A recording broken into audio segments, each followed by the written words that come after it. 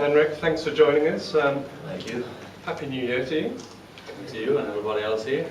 We'll just let people filter in very quickly, but just wondering if you could start by updating us on your preparations for the new year and telling us about Monday night when you picked up a couple more awards back in Sweden. Preparations for the week, air travelling back and forth to Sweden. No, I came down Thursday morning last week for 4 days practice in Dubai. So I've been on the green stuff. I've been hitting some shots and practicing for 4 days before I travel back to Stockholm on Monday morning to be at the Swedish Sports Awards, which was a very nice and enjoyable evening for me. Picked up some good awards and headed back here at 1 o'clock yesterday lunchtime. Landed about 10 o'clock in Dubai and made my way over and went to bed at 2 o'clock or something, and here we are. A good place to start the year. You know, this tournament is a strong field and a place where you've done well in the past as well. Yeah, absolutely. I made the Abu Dhabi Golf Championship part of my schedule ever since it first started in 2006, and I got 2 seconds, and I don't know what else. Yeah, well, we'll keep it at that.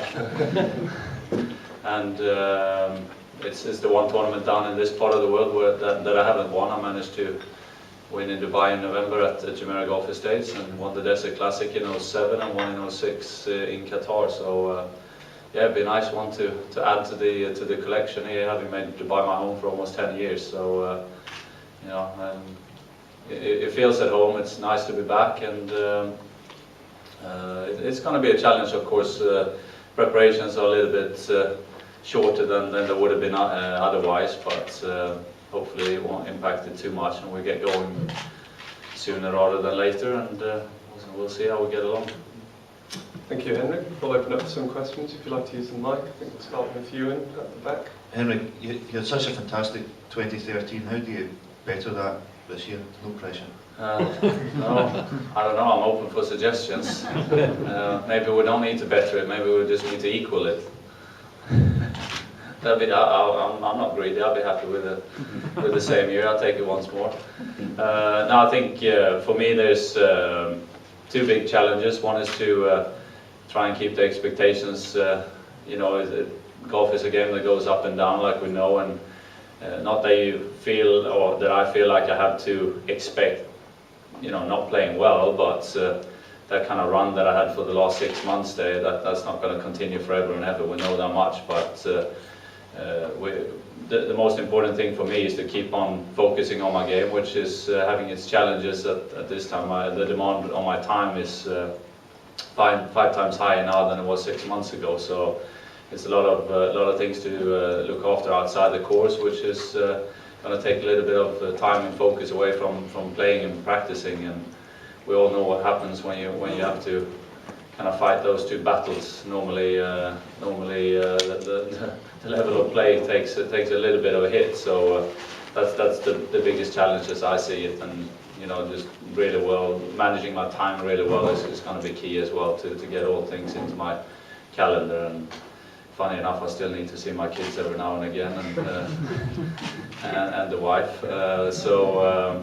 Yeah, it's a little bit of a juggle trying to get all those things together as of now, but the key thing is to keep on doing the same things that I did for the last year and a half that really led up to that great run that I had on the back end of last year to keep on developing as a player. And I still feel like there's a lot of areas that I can improve on quite a lot in some and a little bit less in others perhaps, but as we all know, golf is a game where you never get finished. You know, you can always keep on getting better and keep on working, and that's key. I think the minute you sit down and you're happy where you're at, normally you start going backwards. So keep on working hard is the key as well.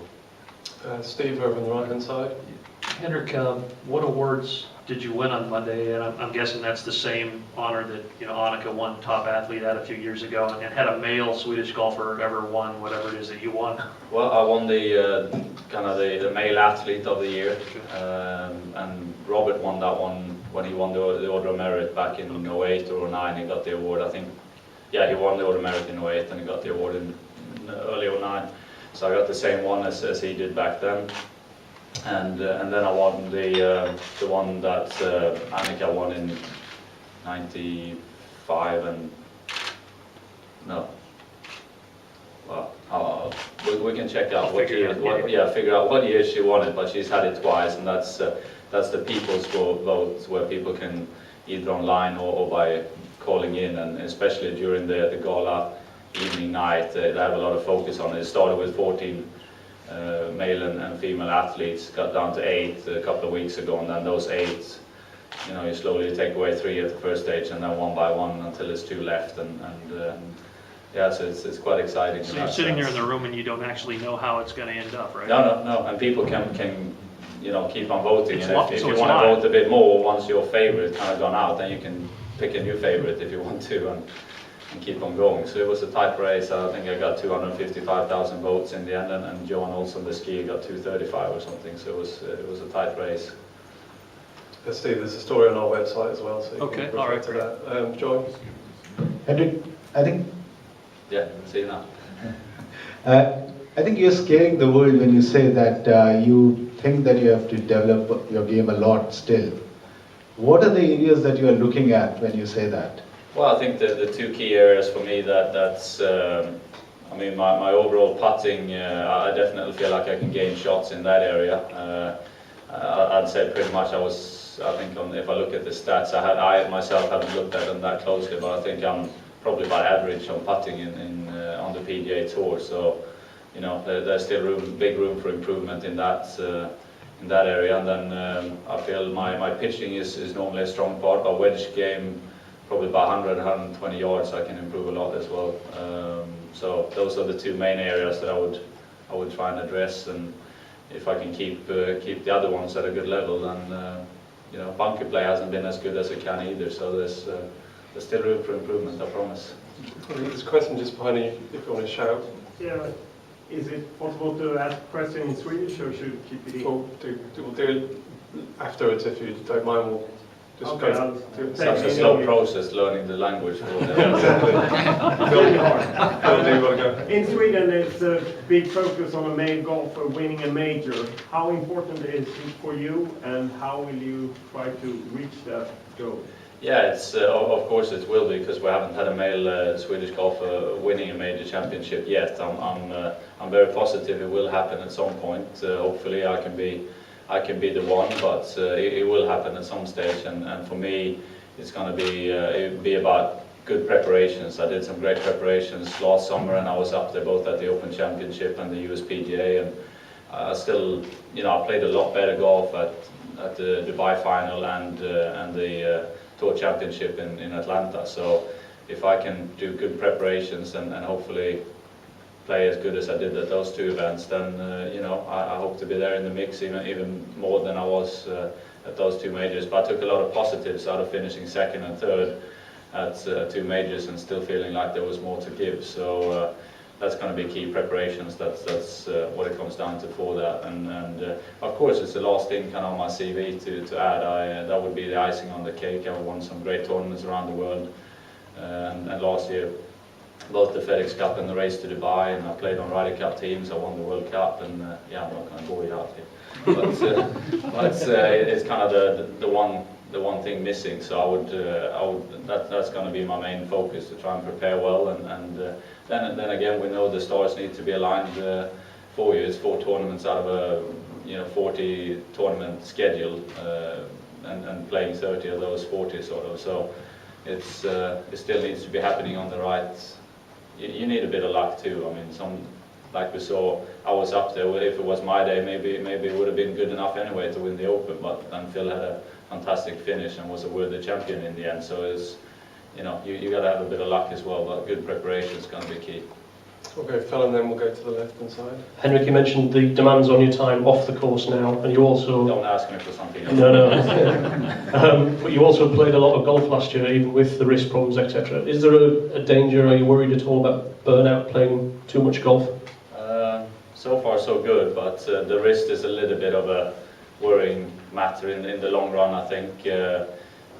Felt okay during these 4 practice days, but we'll just have to play that one as we go along and see how it reacts. But of course, playing 31 tournaments is going to be a bit harder than playing 24, 25. So but again, playing both tours is kind of hard. Which tournaments do you take away on your schedule and so on? But we'll see. I'm trying to maybe make it a little bit less than last year. Burnout, I don't know, I think I should have been burned out by now already. A question on the left-hand side. Henrik, how important is the desert swing in terms of your push for major glory? You see strong fields and tough tracks. I mean, I assume it's pretty key in terms of trying to win that elusive major. Yeah, as I said, I made these. I'm probably one of the few, if not the.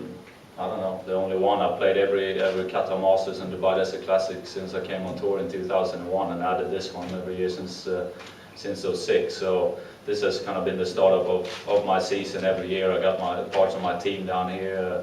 Pete Cowan is always spending these 3 weeks, so it's a great start for me to get to see him a lot and kind of set up for the rest of the season also. But it's a part of the year or part of the schedule that's very well liked by all the players, because we got great weather, great courses, great hotels, great food. You know, everything is good and it's easy travel once you make your way down here. So it's a very enjoyable start up to the year, and yeah, it's 3 strong courses. I don't think there's many other parts of the schedule where you play 3 weeks in a row on such good quality courses.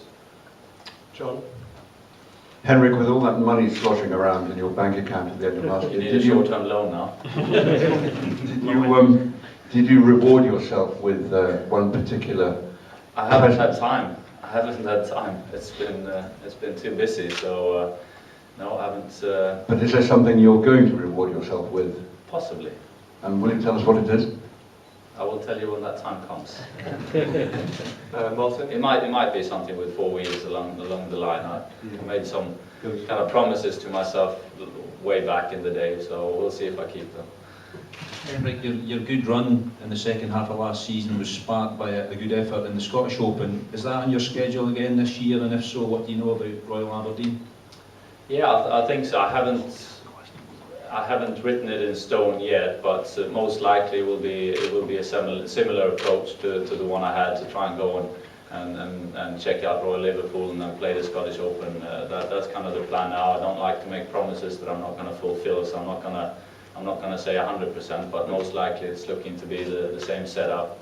And I know nothing about Royal Aberdeen, so I'll be happy to take input later on then. How important was the Scottish Open last year in what you achieved later on? Yeah, I mean, it was a very important part for playing well at the Open Championship as well. You know, we talked a lot about that over the years, that not having a Scottish Open on a links course, even though Loch Lomond is a lovely place, it's still not the best preparation to play on a softer inland course the week before the Open Championship. So in terms of preparation, it was very important to play that one. And the way I look at it for preparing for the Open, it's 2 different ways. You either go and play and practice on a links course somewhere else, or at the Open venue a little bit earlier, or you play on a tournament on the links course the week before. So it's just, you know, make your choice depending on your schedule leading up to it. But I love Scotland, and it was very important. Go to Phil again. Henrik, I promise I'm not Scottish, but this is another Scottish-related question. You sound very Scottish. I'm close, very close to it. Can you remember the last time you played at Gleneagles? I think it might be 2004, and obviously as you're in the Ryder Cup team, any plans to go and reacquaint yourself with the course? I think you're right, yeah, it's been quite a few years since I played the Gleneagles tournament, and as of now, maybe not, but it might be a question of making because I'm going to be in America leading up to it, so I'm thinking about maybe making my way over a little bit earlier to get rid of some jet lag and possibly get another round in earlier before everybody else gets there. So even though I'm pretty much know my schedule up until August, I'm still a couple of months down the line to finalising that part of the year, but that's probably a bigger scenario, more likely scenario that I will go a little bit earlier from America to get rid of jet lag and play there, rather than making a trip while I'm in Scotland, because if we got both Scottish Open and the Open Championship to look after at that time of the year, it might be, or in the summer it might be a bit too much to try and put that on there too. Ben on the left. Henrik, Pete Cowan was saying when a lot of people look at your resurgence, they perhaps don't realise that when you had a dip in form a couple of years ago, a blood parasite was a big part of that.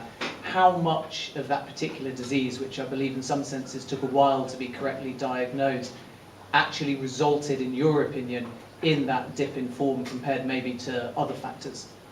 Well, it was, 11 season was, we have to go back until probably 2002 where I had my worst season on tour. I guess to 2011 was the second worst season of my career, but that was, but it's possibly we need to go back even further. The 2010 season where I made a bit of a charge back in the middle of the summer with the third at the Open, then kind of the whole back end of that year got affected by a virus, and then 11 was a poor year, and then I picked up that blood parasite that was on the back end of 11, so that was after the season really. So it was more that it was a disturbance in 2012 for the whole spring, and it's tough to get back and do all the gym work and all the practice if you're not feeling 100%, and especially not when it's gut related. So it's it was not that it affected my 2011 season. It was more kind of delaying the comeback, so to speak. But it came in due time, so we're not. But it's like we all know, if you got health issues, it's not going to help for sure, and it's going to affect the way you feel and how you can practice and all the rest of it. Okay, we have time for a couple more questions. Start with Joy. Henrik, when we spoke last week, one thing that really stood out was the fact that unlike most other players who are in contention, you were not shy to talk about your chances to become the world #1. How much of a focus area is that, and what do you think you need to do for that? The simple answer would just to keep on playing the way I have been playing, and I should hopefully challenge for it. But no, I can't put my focus on that. My focus is going to be on my game and doing the right things. Then hopefully the result will continue to keep coming our way. And if they do, I hope I'll be in with a chance to either firstly get to world #2 and then hopefully get to world #1. I think it would be a lovely achievement and something to look back at the end of one's career and see that at some stage I was world #1. That's a great achievement and something to aim for. Whether it happens or not, that's written in the future, and I can only focus on what I can control, and then we don't know. I mean, even if I win 3 tournaments in the next 4 weeks, Tiger Adam might do the same or even better. So, I can only do my bit, and then we'll see if. But it was a very nice thing to get to world #3. I had a 1-week record of being #4 back in 2009 after winning TPC. So it's always nice to set a new personal best, and I hope I can continue to set a few personal bests in the near future.